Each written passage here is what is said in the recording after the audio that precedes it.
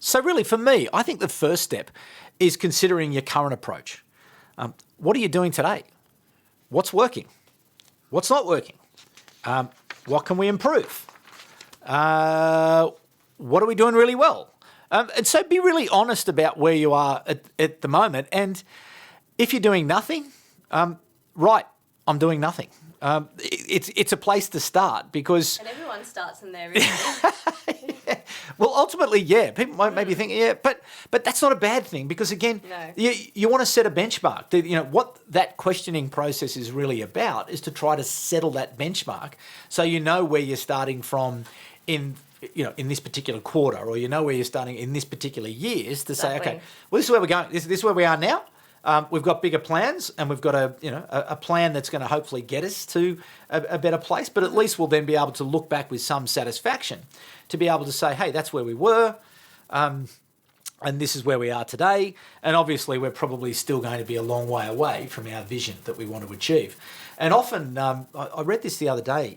Someone said that it's always a great thing to do is to look back to where you've come from, as opposed to where you're going to. Like, yes, you've got to keep the vision in mind, but if you look ahead, you can get demoralised and think, oh my God, how much, well, I'm never going to get there, or it's too far away. But if you look back, you sort of think, oh well, actually, we've done quite a bit. We were there, we're now here. So I think that's a really nice way to think about it. And I think when you're in small business and when you're running things, you're looking for good news to keep yourself going. So think about that. So set that benchmark. That's really important because that's where you're going to measure your progress from. So once you've done that, then you've got to look more broadly. So what's happening in the industry?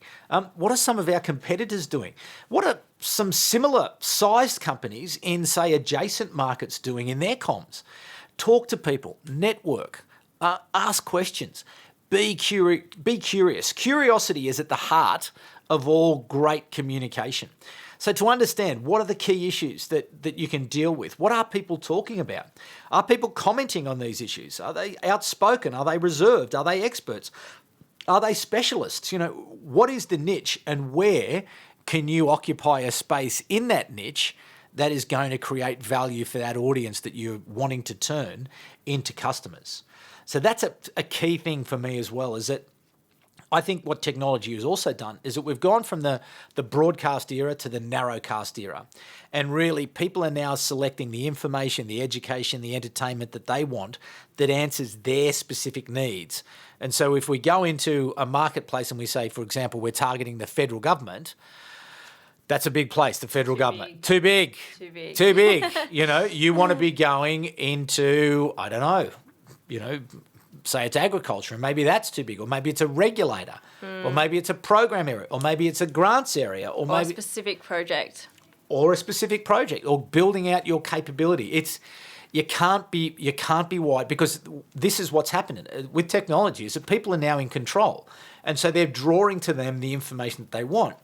And this notion of personalisation is now taking hold, and as artificial intelligence helps to segment markets in even far greater detail into the future, you're going to find that these niches are getting smaller and smaller and smaller, but you've got to find that niche that you want to play in. That's business strategy as much as it is communication strategy, but once you're in that niche, it's then you've got to know that niche better than you know yourself. You've got to know the language, you've got to know the problems, you've got to know the worries. We'll come to that in a minute, but again, that's sort of an observation as much as anything else, that you are narrowcasting, okay? You're in the media business for your organisation, but you've got to find that narrowcast audience that you want to speak to, because if you can do that, you can really make a big impression.